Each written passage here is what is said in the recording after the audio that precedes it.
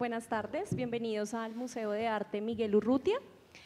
Como apoyo a la exposición Clemencia Echeverri Liminal, la sección de servicios al público y educativos programará varias actividades, entre ellas 3 conferencias relacionadas con 3 conceptos claves en la obra de Clemencia Echeverri. Iniciamos hoy con el concepto de tecnología y para esto contamos con la participación de 2 investigadores que son Juan Carlos Arias y Gustavo Quirola. Cada uno presentará una ponencia al respecto. Iniciaremos entonces con la conferencia Entre lo indecible y lo inaudible, la experiencia sonora en la obra de Clemencia Echeverri. Uno de los elementos más importantes en la concepción, producción y exhibición de las piezas de Clemencia Echeverri ha sido la composición sonora. Lejos de tratarse de un complemento ilustrativo de la imagen, el sonido se establece como el espacio de una experiencia singular que inunda, cubre al espectador, pero al mismo tiempo disloca, distancia, produce vacíos imposibles de llenar. Dicha experiencia está marcada por una tensión que define la particular aproximación a la violencia que se revela en la obra de Echeverri, un movimiento permanente entre la voz y el sonido desarticulado. Esta presentación propone un recorrido conceptual por los sonidos de la violencia en las videoinstalaciones de la artista colombiana, desde la voz en la forma del testimonio hasta el infrasonido animal. Partiendo de la reconstrucción de la percepción corporal del espectador al enfrentarse a la obra, indagaremos qué tipo de memoria de la violencia se construye desde esta singular experiencia sonora que Echeverri ha explorado sistemáticamente por más de 2 décadas. Juan Carlos Arias Herrera es investigador y realizador audiovisual. Su interés gira alrededor de la relación entre imagen y violencia, particularmente en el arte latinoamericano y en la producción documental. Actualmente es profesor asociado del Departamento de Artes Visuales de la Pontificia Universidad Javeriana. Adelante, gracias. Muchas gracias, buenas tardes a todos. Muchas gracias por la invitación. No sé si voy a cumplir con todo lo que dice el abstract o con otra cosa, pero lo intentaré. Yo acostumbro a escribir para hacer mis presentaciones. Van a ver que ahorita él no va a leer. Entonces dice que yo lo hago quedar mal porque yo voy a leer, pero puede que sea al contrario y yo quede mal por la rigidez. Voy a tratar entonces de seguir el texto y de ir comentando, de ponerles un par de cosas que ustedes ya vieron, ya escucharon, porque ya recorrieron la exposición, pero creo que es útil ponerlas en este contexto. Y quería empezar diciendo por qué me interesé en este tema en particular de la experiencia sonora. Parte muy puntualmente de mi experiencia frente a las videoinstalaciones de Clemencia que he podido ver a lo largo de los años, pero que algunas veces he tenido la oportunidad de ver el proceso de creación de algunas de ellas, he podido conversar con Clemencia mientras produce las obras. Y siempre me ha llamado la atención un aspecto como espectador y luego al escribir sobre las obras y al conversar con Clemencia, es la experiencia del sonido. Y me llama la atención no porque crea que puedo decir inmediatamente qué tipo de tratamiento sonoro hay en sus piezas o describir exactamente cómo se puede pensar el sonido en esas piezas, sino más bien me llama la atención en términos de una experiencia sensorial que siento que me sobrepasa a veces. Me cuesta mucho discernir claramente el tipo de experiencia que se construye desde el sonido en sus videoinstalaciones. Y debo decir que me costó mucho pensar el tema del sonido, no solo porque no soy un experto en sonido, porque digamos no es una excusa, sino porque siento que hay una experiencia compleja en términos de composición sonora que cuesta tomar distancia de ella para pensarla, tal vez porque no estamos tan acostumbrados a escuchar como a ver, y en ese sentido a veces es más fácil pensar las imágenes que los sonidos. Sé que hay gente que sabe mucho de sonido aquí, espero no decir algo, me corrigen, ya. Pues no soy experto en el tema. Para mí, recorrer la exposición que nos convoca aquí, además de ser un privilegio de ver todas estas piezas que se han conocido a lo largo del tiempo, verlas en un solo espacio, esa misma potencia de verlas en un solo espacio Debo decir que resultó una experiencia bastante exigente para mí en términos incluso físicos, y creo que no se debía solo a los temas trabajados en las piezas, que tienen que ver claramente con la violencia en un sentido muy amplio, sino por el efecto que las piezas producen a nivel corporal, y creo que ahí el sonido es fundamental. Esa es mi motivación para escribir sobre el sonido, es la experiencia que tengo de las piezas, más que el concepto del sonido en las obras de Clemencia. Esto que les voy a presentar entonces no es más que un intento por discernir lo que se juega en la experiencia sonora de esas videoinstalaciones. Debo decir que, a forma de reconocimiento, tuve una ventaja que fue hablar con Juan Forero, que es el que ha trabajado en las últimas piezas desde hace ya algunos años en el diseño sonoro y en el montaje sonoro de las piezas de Clemencia, que me ayudó mucho a comprender algunas de las cosas que están acá. Voy a citarlo y les voy a decir cuándo es Juan explicando el montaje sonoro de las piezas. Entonces leo y voy comentando, y llevo el tiempo para pasarme.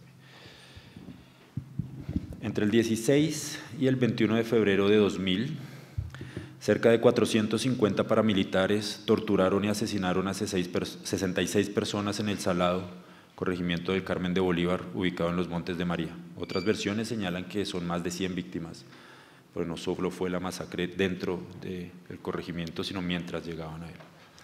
Entre las decenas de narraciones del acontecimiento, muchos de los testigos y sobrevivientes recuerdan con horror los sonidos de la masacre.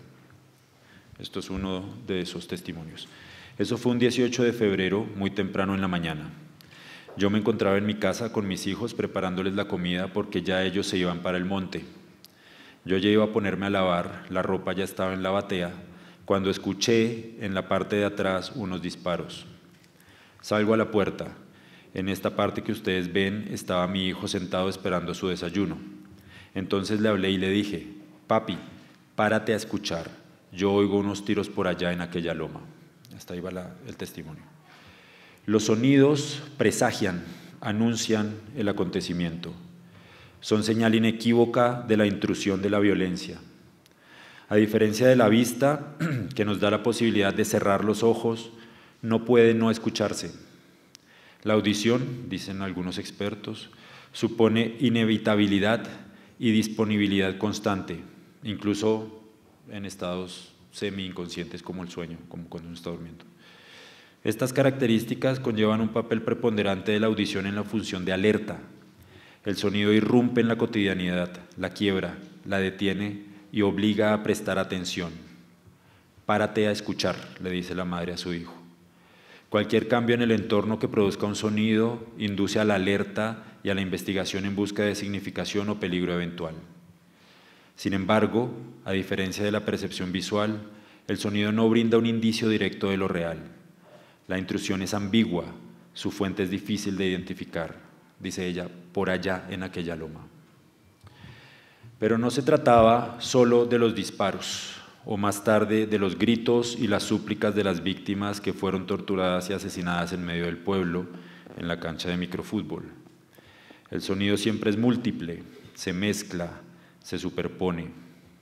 Cito: aquí habían mandado unas tamboras, acordeón, aquí había un grupo de gaita, habían mandado instrumentos para que los pelados fueran comenzando a practicar. Todo eso se apoderaron ellos. Hasta ahí. En El Salado, todo ocurrió, de nuevo una cita, al son de los instrumentos musicales que fueron sustraídos de la Casa de la Cultura. Encendieron equipos de sonidos presentes en casas, tiendas y billares. Crearon un ambiente festivo y con cada persona que acribillaban en la cancha de microfútbol, escenario del terror, tocaron una tambora. Esto es del informe de la masacre del Salado del 2009, el Centro de Memoria Histórica. Me pregunto yo, ¿cómo diferenciar en el recuerdo los sonidos de los disparos de los sonidos de la música? ¿Cómo diferenciar cada grito, cada disparo, cada acto de tortura, cada canción, cada instrumento? Estamos acostumbrados a asociar el conflicto con ciertas imágenes y sonidos particulares. La imagen de los rostros de las víctimas, de las filas de hombres en trajes camuflados en medio del monte, o los sonidos de los disparos y explosiones, de la voz de las víctimas narrando lo ocurrido. Este último sonido, el del testimonio, es quizá el que mejor asociamos a la representación de la violencia. No se trata de cualquier sonido, sino de una voz articulada que cuenta en un lenguaje familiar, compartido, lo que el sujeto del testimonio vivió o presenció. El sonido aquí se percibe como vehículo del logos, del lenguaje que construye sentido sobre la experiencia de la violencia. Esa es la paradoja fundamental del testimonio oral. La voz deja de ser percibida en sus cualidades sonoras para, a través de ellas, captar el significado de un lenguaje articulado como discurso. Algo similar ocurre con las imágenes que buscan testimoniar. Su valor figurativo, su contenido icónico reconocible, vuelve transparente su soporte, su formato. Vemos a la víctima, su rostro, su sufrimiento. Percibimos una presencia directa. La imagen deja de ser vista como imagen.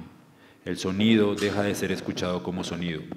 Ambos se convierten en soportes del sentido, en materialidades paradójicas que adquieren valor en tanto más oculten su presencia.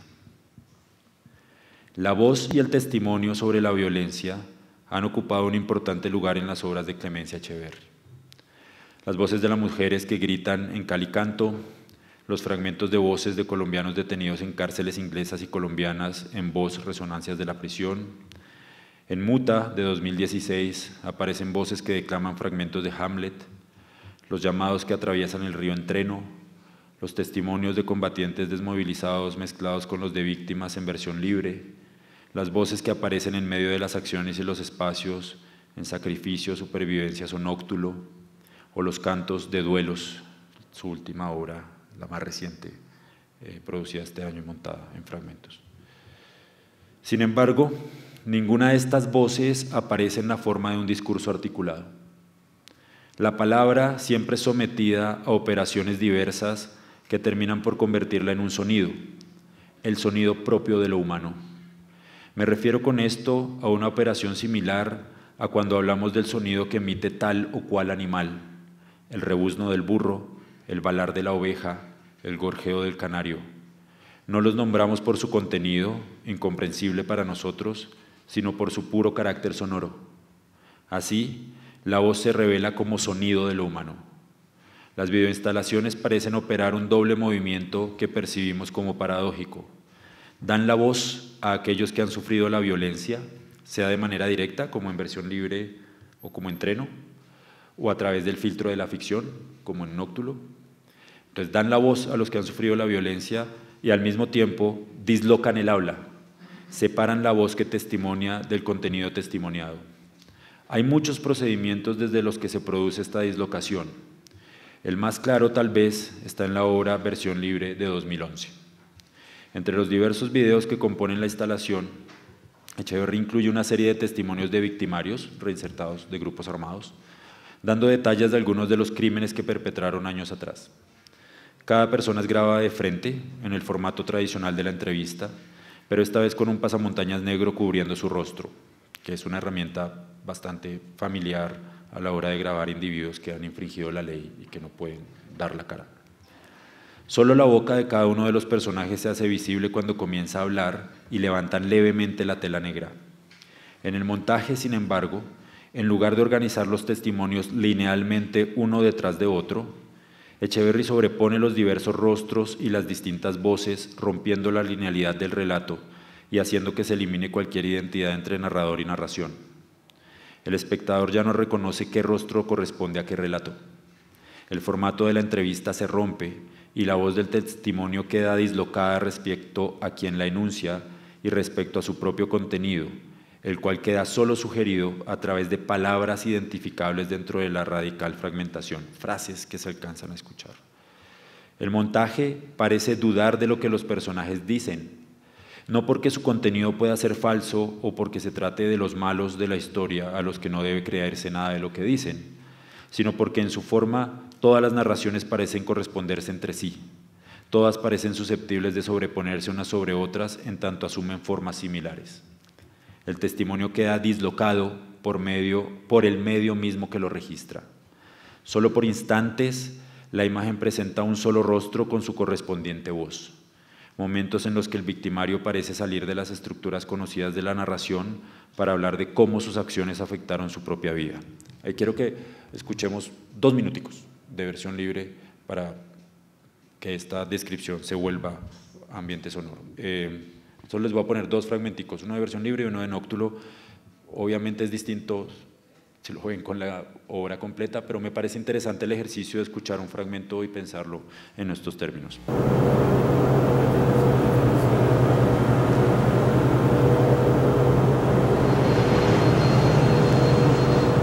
Las FARC siempre ha sido marxista-leninista, el M19, las FARC siempre ha sido marxista-leninista.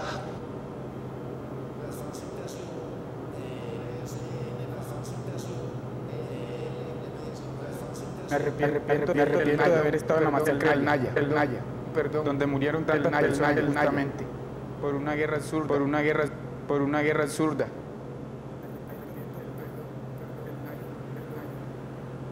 Y le pido perdón a todo aquel que yo...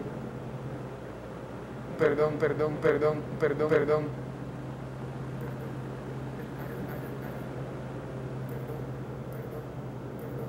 Desgraciadamente, la gente que murió en Urabá, el 95% inocente, solo que los Esto es lo que participé en hechos violentos en el sur de Bolívar, área metropolitana de Medellín, municipio de Buenavista, también en el sur de Bolívar.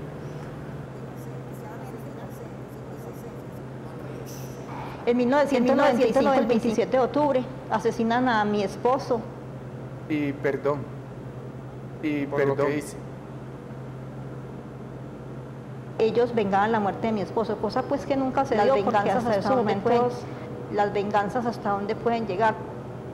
La verdad es que yo estaba en el grupo de las FARC, ingresé de 16 años.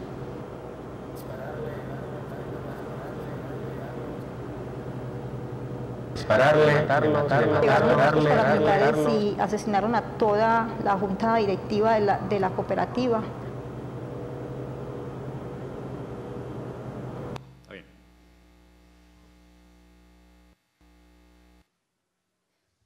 Es para que no haya ruido todo el tiempo.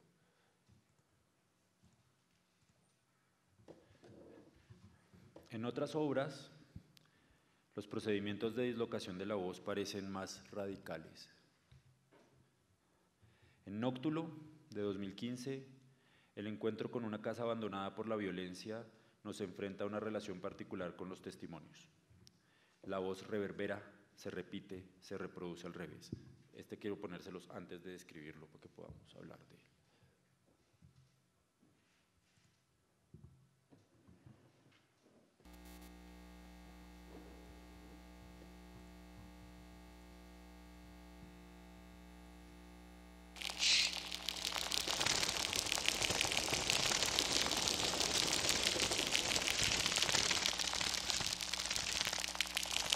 Se encuentra entre Pácora y Calamín.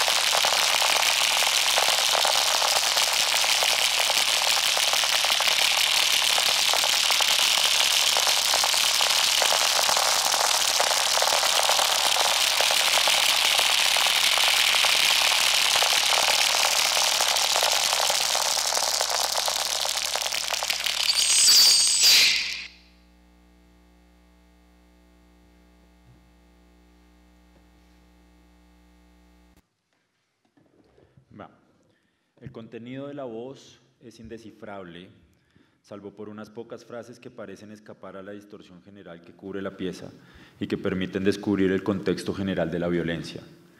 Mataron 120 vacas y entonces le metieron candela a la finca, la niña se fue con la guerrilla, entre muchas otras. Las voces del pasado parecen resurgir sin dejar de estar ausentes.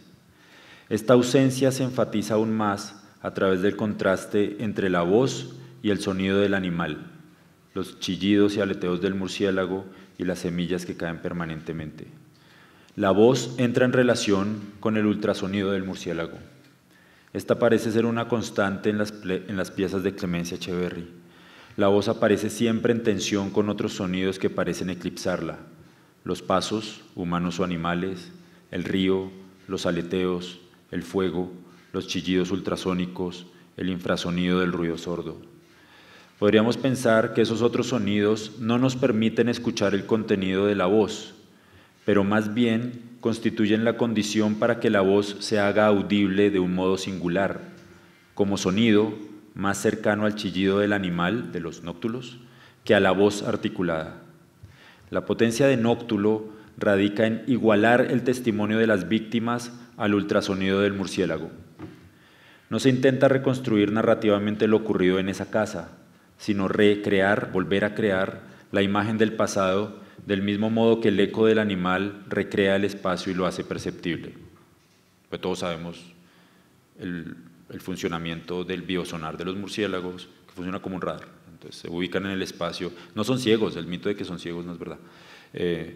Bueno, no necesitan ver del modo convencional, entonces emiten ultrasonidos que chocan con los objetos en el espacio y se devuelven, ahí está la clave, devuelven las ondas que les permiten percibir de un modo fiel el lugar. La clave de esa forma de percepción es la producción de una onda reflejada o de un eco.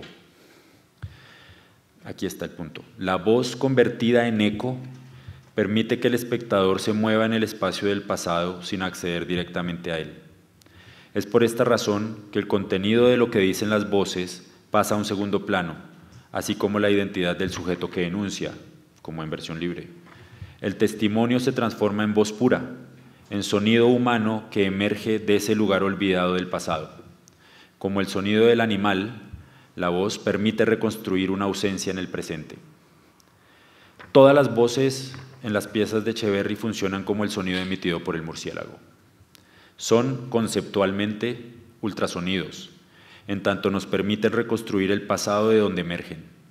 Son ellos el lugar desde el cual la singularidad de la violencia se hace perceptible, no como una imagen nítida o como un sonido articulado e identificable, sino como un eco que no se deja aprender del todo, del que no se identifica su fuente con absoluta certeza, pero que nos rodea y obliga a percibir de otro modo el presente. Las obras funcionan como superficies de reflexión para recomponer el pasado y al mismo tiempo como modificación de la experiencia presente. Los objetos, entre comillas, con los que choca el sonido para generar el eco no están ubicados en el espacio, como en el caso del murciélago, sino en la profundidad del tiempo. Sin embargo, los ultrasonidos de las voces están siempre en tensión con los infrasonidos del ambiente. Esos otros sonidos, los del ambiente, ocupan la mayor parte de nuestra atención y nos afectan de un modo singular. En Nóctulo escuchamos los sonidos del animal, sobre todo las semillas que el animal arroja a la tierra. En Treno o en Río por Asalto escuchamos el río, su fuerza y su intensidad. En Sacrificio, los pasos de las reses sobre el asfalto y el fuego abrasador. En Supervivencias, los pasos de algunas presencias humanas en una casa.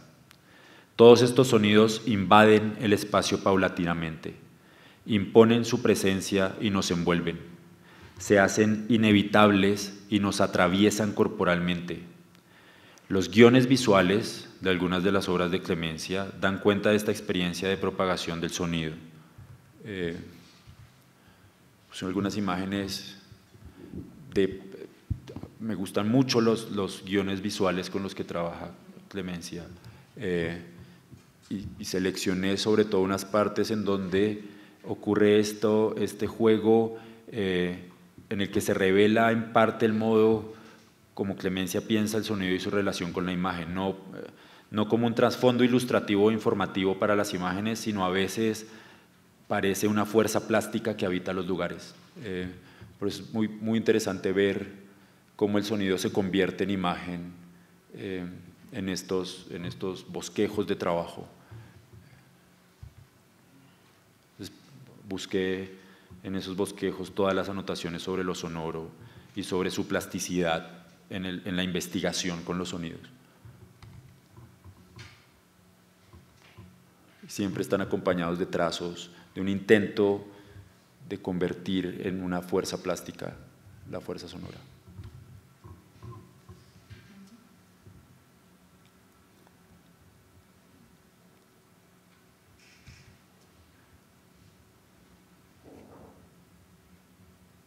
Siempre está espacializado.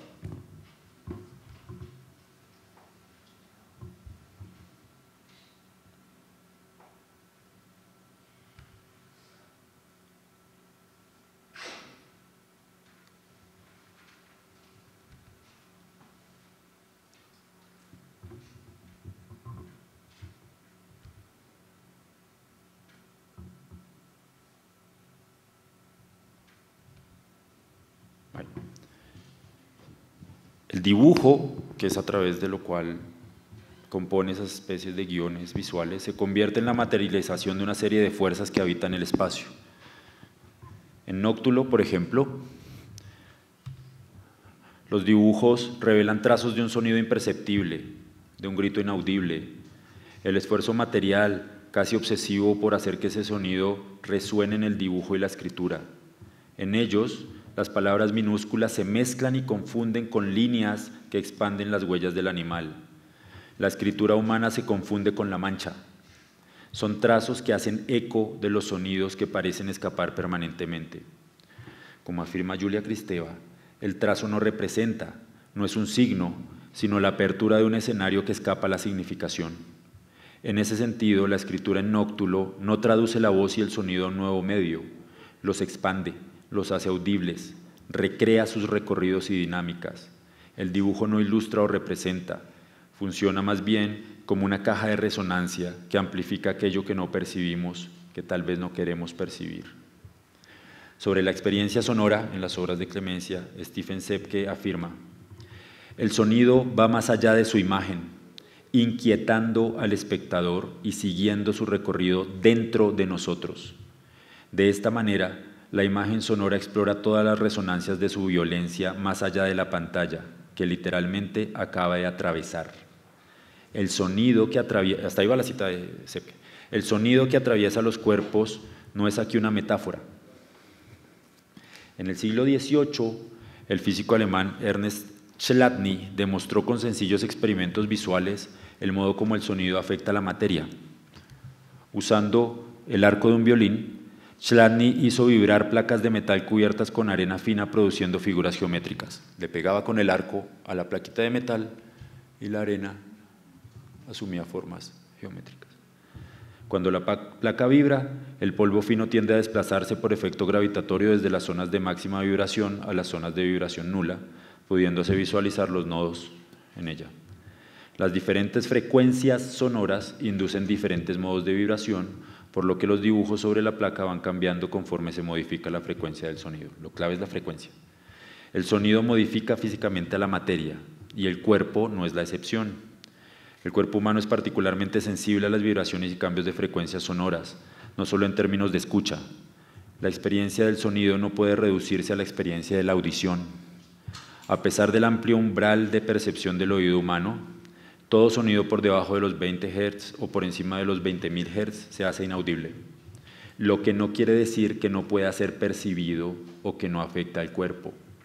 Los ultrasonidos, por ejemplo, frecuencias superiores a los 20.000 Hz, los ultrasonidos, por ejemplo, uno de sus usos más expandidos se da en el campo del diagnóstico médico, el ultrasonido.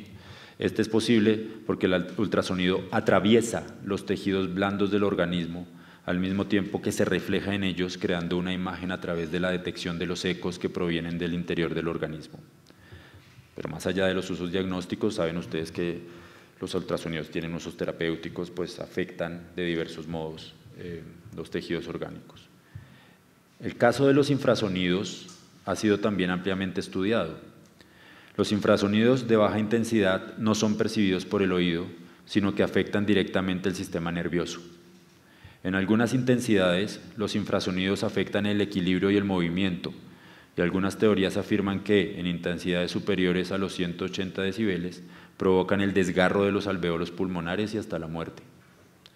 En intensidades bajas, como las producidas por el motor de un carro o la turbina de un avión, pueden producir perturbaciones fisiológicas y fatiga, que un vuelo largo es lo que experimenta el cuerpo en un vuelo muy largo. Algunos estudios han sugerido incluso que una frecuencia infrasónica de 18.9 Hz puede hacer vibrar el globo ocular, generando ilusiones ópticas, como fantasmas. El uso de frecuencias bajas de sonido es constante en las obras de Clemencia Echeverri. Al igual que en el caso de los ultrasonidos del murciélago, gran parte del trabajo de composición consiste en el registro de estos sonidos, de estos infrasonidos. Dice Juan Forero, ya les dije quién era Juan. Juan me dice, cuando uno está presencialmente al lado de un río, y el río es grande, como el río Cauca, uno siente esas frecuencias, así no se perciban como sonido audible. Es la vibración misma que nos llega desde el suelo hasta nuestro cuerpo. Es similar a cuando hay un sismo. Es una sensación extraña que nos previene de algo peligroso que se acerca. Cuando se graban estos sonidos, el primer ejercicio es precisamente hacerlos audibles, dice de nuevo Juan. Cuando grabamos sonidos naturales de ríos o de caídas de piedras, para la última hora, primero tenemos que editarlos y en algunos casos ecualizar los sonidos graves para adaptarlos al rango de frecuencias que podemos escuchar. Hasta ahí va la cita, Juan. Sin embargo, no se trata...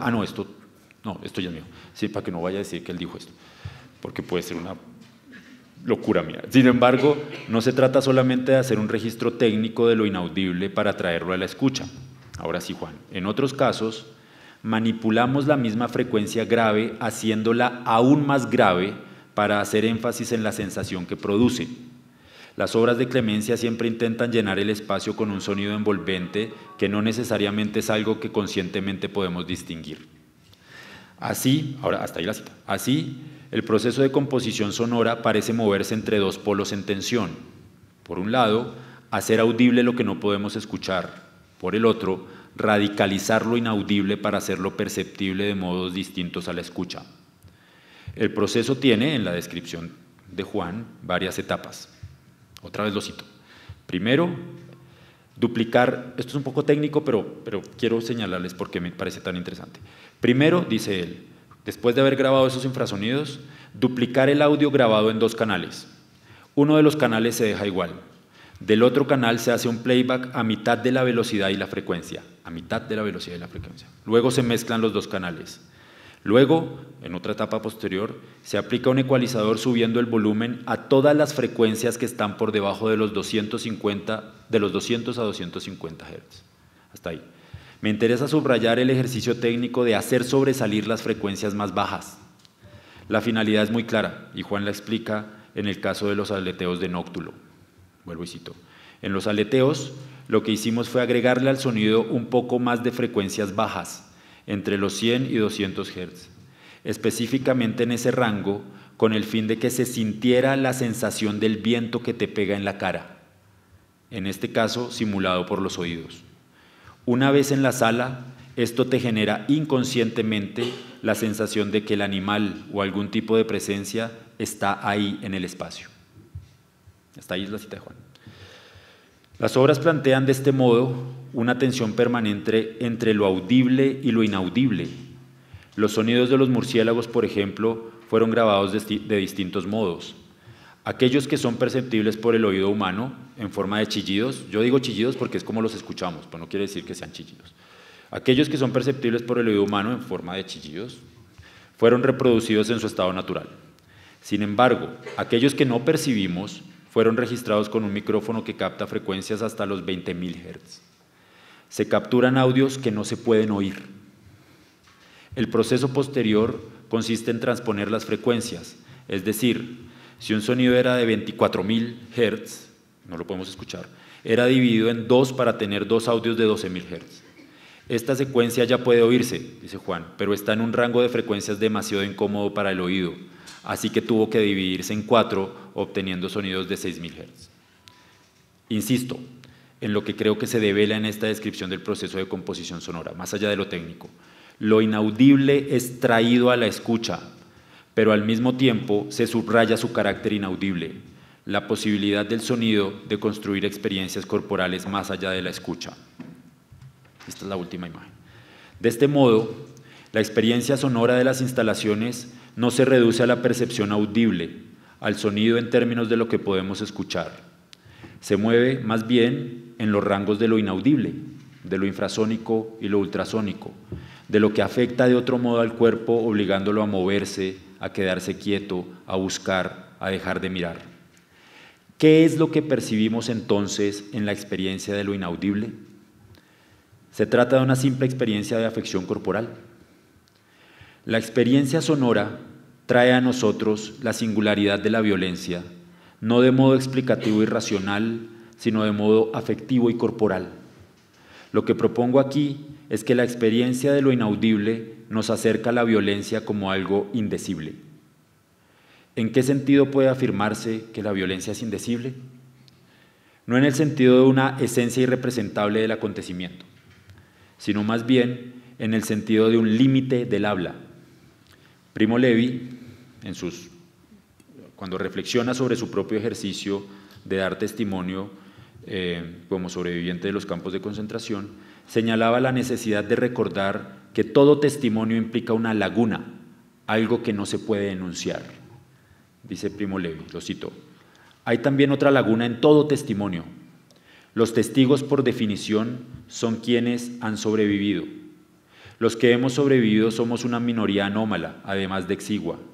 Somos aquellos que por sus prevaricaciones o su habilidad o su suerte no han tocado fondo. Quien lo ha hecho, quien ha visto a la Gorgona, no ha vuelto para contarlo. La demolición terminada, la obra cumplida, no hay nadie que la haya contado, como no hay nadie que haya vuelto para contar su muerte. Hasta ahí la cita. Todo testimonio es una confrontación con lo indecible, con la retorsión de la palabra, decía David Le Breton. Nos hemos acostumbrado tal vez a que nuestra memoria de la violencia debe construirse desde la pulsión a enunciarlo todo, a agotar todas las dimensiones del acontecimiento, a sobrerepresentarlo hasta que quede incorporado, familiarizado como un recuerdo más. De ahí proviene nuestra absoluta confianza en el testimonio, en su posibilidad de enunciación y de comprensión del acontecimiento. Evitamos, a como dé lugar, enfrentarnos a la laguna de la que hablaba Levi, a lo indecible que atraviesa todo testimonio.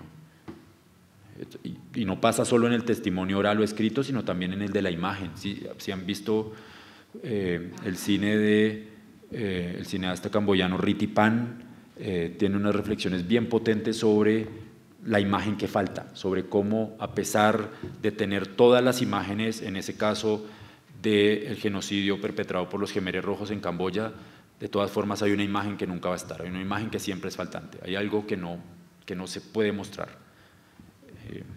Lo peor en ese caso es que todas las imágenes fueron filmadas por los Khmeres Rojos, y Riti Pan sigue buscando una imagen, una fotografía, dice él, tomada entre el 75 y el 79. Las instalaciones de Clemencia Echeverry, en lugar de intentar enunciar aquello que no se ha dicho, nos enfrentan a lo indecible. ¿Cómo mostrar lo indecible sin hacerlo simplemente enunciable? A través de la experiencia de lo inaudible. Uno de los conceptos propuestos por Gilles Deleuze para hablar del cine moderno puede sernos útil para comprender lo inaudible y aquello que se revela en él. Lo que diferencia al cine moderno del cine clásico es, para Deleuze, la introducción de lo que él mismo llama situaciones ópticas y sonoras puras. Con este término, Deleuze se refiere a un tipo de imagen visual y sonora, distinto a las imágenes sensoriomotoras, dice él, es decir, a las imágenes que presentan acciones de personajes en el espacio. Sensoriomotoras que se refiere a la posibilidad de encadenar un estímulo con una reacción, que es lo que hace el cine clásico, la tragedia. Edipo se enfrenta a la peste que afecta a Tebas y entonces tiene que encontrar al asesino de Layo para solucionar la peste. Y así todas las películas, si salen a ver una ahorita en Cine Colombia, ahí es la misma, ¿no? Le pasa algo y el personaje reacciona, el personaje resorte, le hacen así y tú. para cambiar su situación en el mundo. La situación óptica o sonora pura aparece precisamente cuando ese encadenamiento no es posible, cuando el personaje no puede reaccionar, no en el sentido de no poder moverse, sino de no poder cambiar su situación en el mundo. En el momento en que la imagen ya no muestra una acción, solo muestra aquello que la compone en tanto imagen, su carácter visual y sonoro. Lo único que queda es lo que se ve y lo que se oye. Ya no un contenido articulado a partir de lo que se ve y lo que se oye. Ya no el contenido de la imagen, sino la imagen en sí misma. Imagen sonora también. Estas nuevas imágenes hacen que la mirada del espectador ya no se fije en la conexión causal de las situaciones entre sí con el fin de comprender un hilo narrativo, sino que se concentre en la imagen misma, en sus elementos de composición. Deleuze condensa esta transformación de la imagen en la figura del vidente. Dice Deleuze: lo importante es siempre que el personaje o el espectador y los dos juntos se hagan visionarios. La situación óptica y sonora despierta una función de videncia, a la vez fantasía y atestado. Hasta ahí Deleuze. La situación óptica y sonora nos transforma en videntes más que en espectadores. ¿Y qué es lo que puede ver y oír un vidente? El mismo Deleuze nos da una importante pista que podría aplicarse a la obra de Clemencia Echeverry, tal como he intentado pensarla hoy. Una situación sonora pura, dice Deleuze, permite captar algo intolerable, insoportable, no un hecho brutal en tanto que agresión nerviosa, no una violencia en aumento. Tampoco se trata de escenas de terror, aunque en ocasiones haya cadáveres y sangre. Se trata de algo excesivamente poderoso o excesivamente injusto, pero a veces también excesivamente bello, y que entonces desborda nuestra capacidad sensoriomotriz. Hasta ahí Deleuze. Esa sensación de ser desbordado es lo que se juega en la experiencia sonora, de ser atravesado y de no tener capacidad de reacción más que dejarse afectar. Es una escucha intensiva, que no apela solo al oído, sino a una experiencia corporal de lo inaudible. Vuelvo a las primeras preguntas que planteé en esta charla a propósito de la masacre del Salado. ¿Cómo diferenciar en el recuerdo los sonidos de los disparos de los sonidos de la música? ¿Cómo diferenciar cada grito, cada disparo, cada acto de tortura, cada canción, cada instrumento? La imposibilidad de esa diferencia constituye lo indecible del acontecimiento. El arte puede enfrentarnos a la violencia de esa indiferenciación, a la violencia que se revela en los sonidos de lo otro, en la música sonando en el pueblo al mismo tiempo que los disparos y los gritos, la violencia de no poder escuchar en medio del sonido. Muchísimas gracias.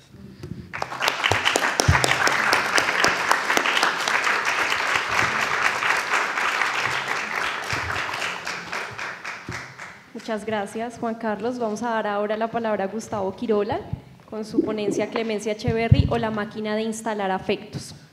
El concepto tecnología que nos convoca y la relación con el afecto es muy pertinente tratándose de la obra de Clemencia Echeverry. La conferencia abordará esta cuestión señalando cómo el artista instala literalmente afectos. El afecto no se dirige solo al modo como los humanos se relacionan entre sí. A través del arte de Clemencia Echeverry, un río, una montaña, un murciélago adquieren un poder inusitado de afectar y ser afectado. Lo instalado adviene a nuestra presencia, suscitándonos múltiples emociones como espectadores. Durante más de 20 años, espectros recorren esta obra interrogando sin cesar las situaciones que comúnmente habitamos. Nos gustaría conversar sobre aquello que este trabajo nos ha dado que pensar, el testimonio de lo intestimoniable, la violencia y sus fantasmas, el paisaje poblado de fuerzas, murmullos y gritos. Gustavo Quirola es profesor de filosofía de la Universidad Javeriana. Sus áreas de trabajo son la estética, la filosofía moderna y contemporánea. Durante los últimos años ha orientado su investigación hacia asuntos de biopolítica. Adelante. Bueno, muchas gracias por la invitación. Para mí es un honor hablar de la obra de Clemencia Echeverry, con quien tengo relaciones desde hace años y sobre lo cual he escrito en otros momentos. Ya saben quién va a quedar peor, soy yo. Después de esa excelente exposición de Juan Carlos, creo que no sé qué pueda llegar a decir. Bueno, pero igual. he escrito a veces sobre una obra de Clemencia y una obra ya me desborda. Ahora hacerlo sobre una exposición de, ¿cuántas hay? 9, 14, dependiendo, 8, las que están adentro y otras afuera, en fin. Sería impensable que tuviera yo algo que decir al respecto. Si ya una me desborda, imagínense una exposición completa, retrospectiva de 20 años. Bien, por eso espero señalar algunas cosas, aproximarme a algunos puntos, y tiene que ver directamente con la pregunta que nos convocaba, la relación entre técnica y afecto. Entonces, había anunciado que quería mostrar que la obra de Clemencia es una máquina de instalar afectos. Me voy a referir qué quiere decir exactamente instalar afectos. Pero quiero responder una pregunta que voy a dejar planteada desde el comienzo y que quizás solo hasta el final agregue algo, pero digamos que recorre de algún modo lo que tengo que decir, y es ¿qué significa supervivencia? ¿Qué significa sobrevivir? Tomo la idea de una de las obras, una de las obras se llama Supervivencias. ¿Qué quiere decir sobrevivir? ¿Qué es una supervivencia? ¿Qué relación tiene la supervivencia al mismo tiempo con la experiencia del duelo? ¿Por qué la elaboración del duelo conlleva un modo de supervivencia? Sobrevivir a través del duelo. ¿Qué quiere decir eso? ¿Cómo se elabora un duelo? ¿Qué relación tiene el arte con la elaboración de un duelo? Bien, no adelanto porque eso está hacia el final. Quisiera mostrar con una idea de Agamben que se llama el uso de la memoria. Él entiende la elaboración del duelo como un uso de la memoria. Bien, ok, si tuviera que sostener una tesis de lo que voy a decir hoy, o un enunciado, diría que esta máquina de instalar afectos es una máquina del uso de la memoria. Esto en modo tal que nos indica, nos señala, fulgura virtualidades de supervivencias. Bien, yo les dije que yo les iba a quedar mal. Bueno, habría que distinguir con Deleuze y con Guattari el plano técnico del plano estético. Una cosa es aprender una tecnología, en el arte existe un plano técnico, por supuesto. El arte contemporáneo en un momento parecía que lo mandaba a hacer, listo. Pero no, finalmente, y menos en esta obra, que es un equipo de trabajo con alguien que lo dirige como Clemencia, no se trata de eso, sino que el plano técnico es un soporte quizás o acompaña el plano estético. El plano estético es más bien, uno puede hacer uso del plano técnico, las habilidades técnicas, la elaboración de la materia, como hay un plano técnico, por ejemplo, en la metalurgia, ¿no? O en la carpintería, la ebanistería. En la medida que el carpintero, el ebanista, está trabajando la materia, como que, le voy a decir ya la palabra, no la quería decir, pero es afectado por la madera, de modo tal que en la relación entre su cuerpo y la experiencia constante de trabajar la madera, como que sus manos, habilidades, su cuerpo contienen de algún modo la potencia, la energía, la materia de la madera. Bien, él ha devenido madera. Bien, lo mismo pasa con la metalurgia, etc. Es muy difícil que eso suceda, pero también sucede con las tecnologías contemporáneas. Bien, pero sucedía con la artesanía y sucedía en el arte. Entonces, pero el plano estético le pasa algo así con la elaboración de lo material. Hay una relación directa como de ser afectado por aquello que es la materia, de modo tal que no se puede elaborar un plano estético si no hay una intimidad directa con el material. ¿Cuál es el material de una instalación? Bien, el material de una instalación es el espacio-tiempo, video sonoro. Bien. Y voy a poner como dice Boris Groys. Boris Groys dice que hay porque se supone que ya que el arte contemporáneo no tiene materiales, que no hay autonomía, en fin, está bien, pero hay un sentido en que uno podría decir, como dice Groys, ¿cuál es el material de una instalación? El espacio, dice. Pero el espacio como espacio de distribución, de instalar, de poner, de distribuir en el espacio-tiempo, y se trata de una instalación videosonora, es distribuir en un espacio-tiempo compuesto por imágenes sonoras e imágenes visuales. Creo que eso ya está suficientemente explicado maravillosamente, no me voy a meter en eso, pero solamente quisiera señalar en qué consiste realmente una instalación en su plano estético, y es un plano de composición en el que se instalan en un espacio un conjunto de materiales visuales y sonoros. Bien, eso es lo primero. Ahora bien, pero se trata de instalar no solo un material, sino que este material devenga materia de expresión. ¿Materia de expresión de qué? De afectos. Acuérdense, el carpintero que es afectado por la madera, eso que se instala ahí tiene que producir no solo el que lo compone, el que conjuga elementos heterogéneos, esta multiplicidad heterogénea, sino también en quien la habita, en quien la experimenta, en el espectador también. Deleuze y Guattari dicen entonces que este compuesto es un compuesto de sensaciones, y que este compuesto de sensaciones tiene que ver con un conjunto de afectos y de perceptos. Y a mí me interesa entonces ahí, y de ahí es donde tomé la idea deleuziana de una máquina de instalar afectos, o de esta obra de Clemencia como una máquina de instalar afectos. Bien, y voy incluso a hacer una modificación de alguna de las ideas que Deleuze y Guattari tienen al respecto. Dicen, por ejemplo, los afectos son precisamente esos devenires no humanos del hombre, como los perceptos, su idea incluida, son los paisajes no humanos de la naturaleza. Yo quisiera pensar qué quiere decir no humano aquí en la obra, en las obras de Clemencia. Deleuze dice, los devenires no humanos del hombre, los perceptos, los paisajes no humanos de la naturaleza. Él quiere recorrer al último punto, cuando se refiere a los paisajes, a una expresión de Cézanne que dice, que citan de Cézanne, el hombre ausente, pero pleno en el paisaje. ¿Sí recuerdan esta obsesión por pintar la montaña Santa Victoria?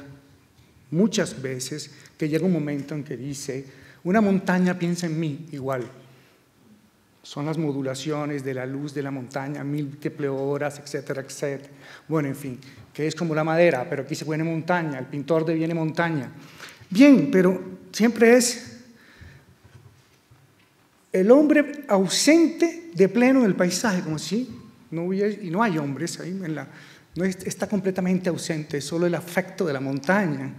Pero lo interesante de algunos paisajes de Clemencia, y lo voy a decir de esta manera, es que lo no humano quiere decir no antrópico. Aceptemos con Deleuze que hay algo no humano en el paisaje, no antrópico. El paisaje, las fuerzas del paisaje no pueden ser reducidas a lo antrópico. No hay antropomorfismo, aunque fue así en alguna dibujo, pintura colonial, era el hombre el que estaba ahí plenamente, hasta que Cézanne sacó al hombre. Bien, pero entonces nosotros decimos, de un modo, alejándonos de este sentido antrópico del paisaje, habría algo no humano en el paisaje, es decir, no antrópico, no antropocéntrico, no es la mirada del hombre sobre el paisaje. Está bien, hasta ahí Cézanne, seguimos a Deleuze y a Guattari. Pero se trata de otra cosa, una montaña, un río.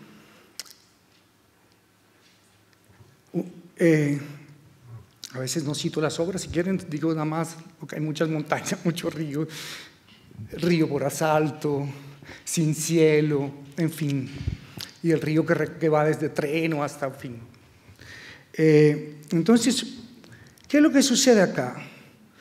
Que sí está presente el hombre, pero está presente el hombre como algo que interviene en el paisaje, en el sentido que ahora hablamos constantemente que el paisaje fue desde hace mucho tiempo, después del cántrico antropoceno. El paisaje, no en el sentido pictórico, sino el paisaje la naturaleza misma que nosotros habitamos, el planeta Tierra, ha sido intervenido por el ser humano. De modo tal que el paisaje ya es humano. Miren lo que quieran. El paisaje, no hay algo así como el paisaje natural. Eso no existe. Nosotros hemos intervenido todo. Las plantas que vemos por ahí son traídas de otro lado, son cultivos, etc. No hay nada que no sea eso. Bien, eso lo llamamos antropoceno. Entonces, ¿pero qué pasa aquí? Entonces, no podemos decir simplemente que no es antrópico, no sé, pero podemos decir, hay un devenir río-montaña, pero hay río-montaña en una relación entre lo humano y lo no humano. Entonces, eso es lo que sucede en estas obras a las que me he referido, estas últimas, de las que yo no había escrito. Entonces, me voy a referir a eso en el sentido en que lo que se trata aquí, el paisaje es un conjunto de fuerzas entre lo humano y lo no humano, como un conjunto de fuerzas de la naturaleza que resisten lo humano, pero que constantemente está lo humano. Lo humano actúa sobre lo humano, a veces de un modo asimétrico. ¿Bien? Por un lado, lo humano, las fuerzas del hombre actuando sobre las fuerzas de la naturaleza de un modo asimétrico, pero a veces la naturaleza también resistiendo, tratando de huir a ese dominio del humano. Porque la naturaleza reacciona. La naturaleza no es simplemente algo inerte, la naturaleza es un conjunto de tejidos en el que nacen, surgen una serie de seres. Digamos, los griegos dirían que toda física es génesis, en el sentido que es nacimiento, que es puro tejido. Yo no soy antropólogo, conozco bastante poco la tradición amerindia, entonces pues me toca hablar de griegos o de física y decir que la naturaleza es un tejido de elementos en que constantemente nos relacionamos con ella y aparece el nacimiento, surgen las cosas ahí, physis en sentido griego. Bien, pero eso se podría decir también en cualquier otra tradición que entienda la naturaleza así como la red del nacimiento. Bien, llámenlo madre, pachamama, como quieran. Pero lo interesante de esto es que el arte plantea, y lo estoy diciendo así, no solo Clemencia, pero también en Clemencia, una especie de epistemodicea. Dicea es dique, esa es una expresión de Michel Serres. Michel Serres dice que la naturaleza se comporta como sujeto. Es decir, no es que nos hable en sentido literal, perdón, también quienes creen esto, pero es mi manera de expresarme. La naturaleza no habla en sentido literal, pero la naturaleza se comporta como si lo hiciera, porque dependiendo cómo nosotros interactuemos con ella, ella reacciona de un modo o de otro, Bien, entonces podríamos decir que el arte plantea una especie de epistemodicea. Episteme porque tiene que ver con una nueva episteme, que tiene que ver con esta relación entre lo humano y lo humano, y también la idea de una dike, ¿qué será la justicia con la naturaleza? En algún momento, en otro momento, yo hablé del clamor, Juan Carlos pasó por ahí, cuando se refirió a las voces en treno. ¿Recuerdan que en treno hay unas voces? María, alguien grita de un lugar a otro, el caudal del río aumenta o disminuye, y mientras tanto y ese caudal puede, en algún momento la voz aparece, pero también, como ha mostrado bien Juan Carlos, el caudal del río, las intensidades sonoras callan también a esas voces, de modo tal que no encuentra eco al otro lado. Entonces, hay ecos, despacio hay un eco que no responde. Eso sucede en treno, pero el clamor aquí, acuérdense, ¿a quién se llama? A alguien al otro lado de la orilla para que viniera, pero ha sido un desaparecido. ¿Sí? Entonces nunca responde porque ya no está, son los desaparecidos, y hay un clamor. Entonces yo decía que a pesar de lo duro y a veces trágico que son las obras de Clemencia Echeverry, el clamor expresa como clamores, fíjense que la palabra clamor no solo es un enunciado desde el punto de vista del logos, sino que, como bien señaló Juan Carlos, es una especie de grito, foné, decía Aristóteles, una especie de aullido, grito. Es un nombre, es una palabra, pero está cargada de cantidades intensivas de la voz, del afecto, por aquel que no responde, que se ha ido y que tiene una ausencia. Pero ese clamor también es un clamor de vida frente a que resiste, un clamor de vida frente a la desaparición. Llamar al otro constantemente a hacer la lucha política por los desaparecidos es un clamor. La política es un clamor, es ese grito por aquellos que se han ido, porque esto no vuelva a pasar, basta, basta. Entonces, eso es por un lado. Pero, acuérdense que he hablado del clamor del río, no solo no en Treno, sino en sin cielo o el río por asalto. Ya el que clama no es la voz humana, es el río. Es el río frente a un paisaje que implica múltiples relaciones entre lo humano y lo no humano, entre el antropoceno y una naturaleza que es vida. Desde su vida, de su génesis, physis, la naturaleza también clama vida. Bien, algo sucede también con animales que claman vida en la obra de Clemencia, y no voy a repetir todo el rollo del chillido del murciélago. Fíjense que está todo el cuento de los fantasmas, etcétera. No, yo iba a hablar también de eso, pero lo voy a pasar. Pero quisiera mostrar como, ya vuelvo sobre el punto tal vez con lo de la memoria, pero también quiero decir que hay un clamor, un grito, un aullido en el animal, en el nóctulo, y que está asociado al hecho de que es un dispersor, ahí así vamos al significado del asunto, es un dispersor de semillas. El nóctulo es un dispersor de semillas, es un dispersor de vida. Y después que la casa, que continúa siendo habitada constantemente por fantasmas, la casa que continúa siendo habitada constantemente por fantasmas, es recorrida, una vez hay personas, por este nóctulo. Y el nóctulo trae vida, semillas. Y estas caen así en toda la intensidad de las semillas que caen en la... Bien, esa relación entre el nóctulo, que es un dispersor de semillas, y el hecho corta que las semillas finalmente cubren todo el espacio. Entonces ahí también hay, quiero decir yo, una especie de clamor, de ruido, de política del clamor, porque mucho tiene uno la sensación, y a veces hoy que volví a recorrer las obras, como de terror, pánico, miedo. ¿Cuándo se va a acabar esto? Que suben y bajan escaleras, que suben y bajan escaleras. Pero finalmente también hay una especie de clamor por la vida, y estoy tratando de hacer una lectura vitalista de una obra que no parece serlo. ¿Bien? Ok, entonces, por eso por un lado. Quiero señalar algo, y es en la multiplicidad de elementos, lo dijo también bien Juan Carlos respecto del sonido, pero podríamos decirlo de muchas cosas: el incremento de un caudal, el sube y baja constantemente unas escaleras y de la imagen. Y si hay un plano de composición de múltiples elementos, eso es una máquina es la simbiosis, decía Deleuze y Guattari, de elementos heterogéneos. La simbiosis de elementos heterogéneos. En esa simbiosis heterogénea los elementos no están ahí del mismo modo. Los elementos, esos heterogéneos que constituyen la composición, tienen intensidades distintas. Y entonces, cuando una obra hace en una instalación se instalan, cuando una instalación se distribuye, se compone estos elementos heterogéneos de una materia expresiva, entonces hay cantidades intensivas, variaciones, más incrementos, más o menos. Entonces hay momentos en que en la obra se incrementa un sonido o un caudal, baja, suben los caudales. Esto tiene que ver directamente con un asunto de los afectos. Luego, entonces, si lo que se trata de crear afectos, afectos del río, esos afectos del río también tienen más y menos.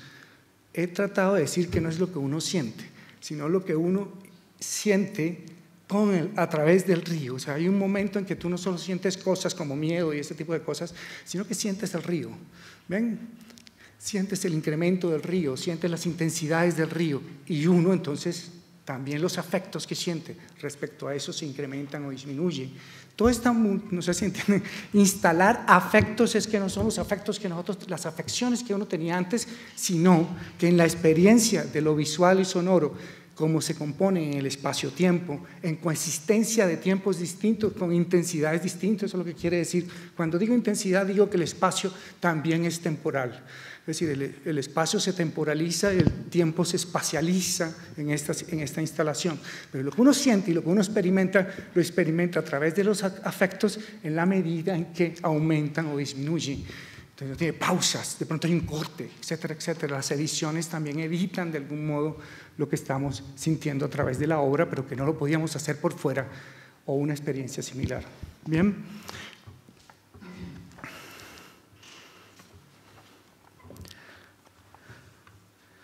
Hay una cosa que quería siempre resolver, y es porque traté de hacer siempre una interpretación, como tratar de todo lo narrativo, tratar de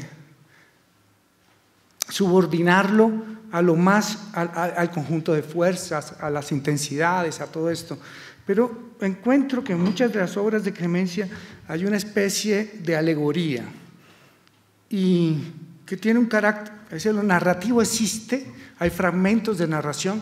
No estoy diciendo, como dice bien María Margarita en la presentación de la exposición, en la noción de liminal, que es de frontera, y eso, María Margarita dice que no es lineal, y es cierto, no es lineal, completamente, la obra nunca es lineal, y Juan Carlos lo acaba de decir, pero también habría que señalar que sí hay fragmentos narrativos, hay fragmentos representativos, no están del todo ausentes, y eso lo vamos a llamar alegoría. No prefiero llamarlo símbolo, porque el símbolo, no quiero llamarlo símbolo, porque esto es de Benjamin, estoy utilizando la noción de alegoría que está en el Trauerspiel de Benjamin, el drama barroco alemán. Entonces, el símbolo siempre está aislado, y el símbolo representa otra cosa, sim, lo que está junto, pero esta parte del símbolo nos manda a otra cosa, nos lanza a otra cosa. Bolein, simbolein, aquello que está unido y que es a lo que nos manda. Pero la alegoría no es un símbolo, o sea, no hay símbolos en la obra de Clemencia, puedo decirlo de esa manera. Lo que hay son alegorías. Y esos fragmentos narrativos que a veces aparecen en la obra, sobre todo estuve mirando Juegos de Herencia, hay obras más narrativas que otras, pero también hay narrativas, no es que sea reducida a un mensaje, pero hay fragmentos narrativas, cosas que sí representan, pero representan a la manera de una alegoría, no como un símbolo que aísla y que manda a otra cosa, sino que está entrelazada en un contexto. Las narrativas, los contenidos representacionales están entrelazadas en un contexto que no es narrativo. Luego entonces siempre lo narrativo manda a algo no narrativo, lo representativo siempre está, así como dijo Juan Carlos, lo decible está siempre llevado al límite de lo indecible. Por eso el testimonio es imposible, ¿no? Lo decible, lo enunciable, está siempre llevado al límite de lo no enunciable. Entonces, todas las formas narrativas están llevadas al ruido, a lo inaudible, al murmullo, el logos alfonei.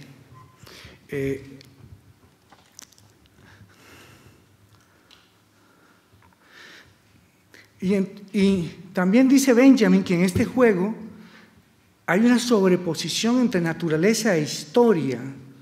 La naturaleza e historia se sobreponen, se interfiere naturaleza e historia en un mundo completamente descentrado. El hombre, entonces digo yo, el hombre deviene animal, y deviene animal se puede decir en muchos sentidos, ¿no? Ese es el devenir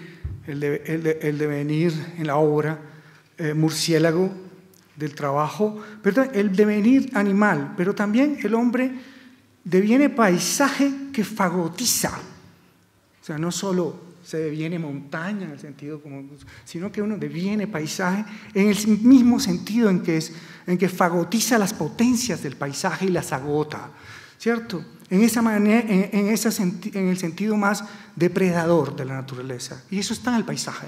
El hombre se convierte en aquel que fagotiza las fuerzas de la naturaleza para deprimirlas, para depredarlas completamente.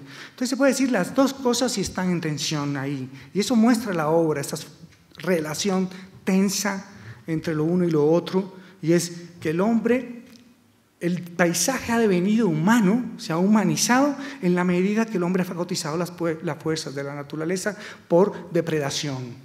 Y al mismo tiempo, el hombre deviene animal, deviene montaña, deviene este tipo de cosas como una fuerza de nacimiento, de vida, etc. Y esto está en la obra entretejido siempre, entrelazado, entre naturaleza e historia, en fin.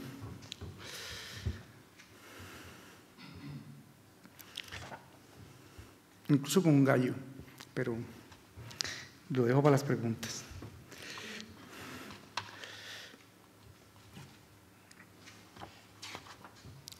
¿Cuánto me falta? Supervivencias. La expresión supervivencia en alemán es Nachleben, y yo la tomo que también tuvo que ver con cuando Clemencia estaba produciendo la obra o pensando la obra, tuvo que ver con sus lecturas también de Avi Warburg. Y Didi Huberman ha tomado esta noción de Avi Warburg de supervivencia. Supervivencia puede significar dos cosas. Una, del plano técnico, que es también un plano afectivo, perdón, del plano estético, y puede significar supervivencias de la imagen, como el libro, la imagen superviviente, como un libro de Didi Huberman. ¿Qué quiere decir? Que en una imagen coexisten, la definición de tiempos heterogéneos.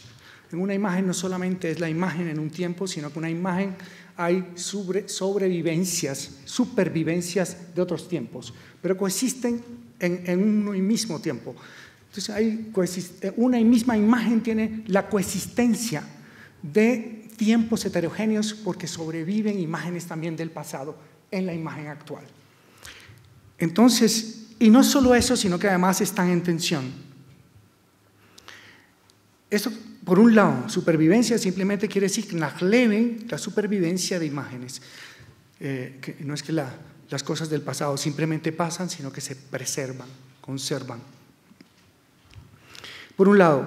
Pero por otro, Warburg señala una política de las supervivencias.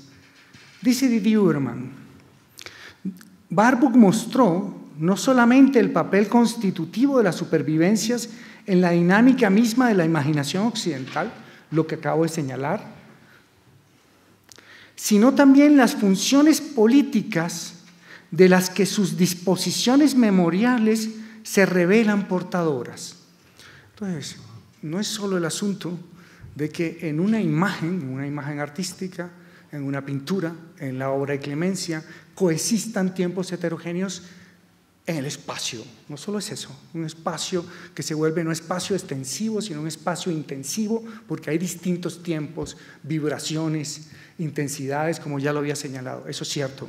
Pero también hay que se está componiendo una imagen de la memoria, son imágenes memoriales, son disposiciones memoriales. ¿A qué? Perdón, ¿se acuerda cómo dicen? ¿A qué? A esto que estaba yo persiguiendo, que tiene que ver con las potencias de vida en la obra, las virtualidades. También podría ponerle ese nombre. María Margarita en la presentación dice posibilidades. Yo digo virtualidades, es lo mismo, pero con virtualidad tiene el sentido de virtus, fuerza, no solo de posibilidad lógica. Entonces he estado tratando de perseguir en esta exposición aquellas cosas que en la obra, con toda la atención que tiene, podríamos tratar de pensar que son las virtualidades, las potencias de vida de la obra de Clemencia. Y eso también constituye la memoria. Entonces está una doble tensión acá. Por un lado, hay una memoria ¿de qué? De una imagen sobreviviente que no cesa de sobrevivir, pero digamos que es el retorno, Freud, el retorno de lo peor. Acuérdense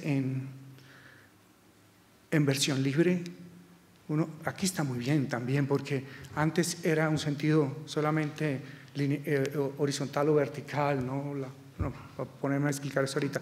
Pero lo que quería decir es que aquí recorre el fantasma de lo peor, es decir, esta imagen del hombre que recorre la sala, no estoy hablando del monitor, estoy hablando del hombre, de la imagen que recorre la sala como un fantasma, pero es un paramilitar o un combatiente, es la imagen de la guerra con su pasamontaña grande que atraviesa toda la sala y lo atraviesa uno de un lado a otro, a veces vemos irse, vemos venirlo, y aquí circula mucho más que en los otros lugares donde estaba instalado, es la pura circulación.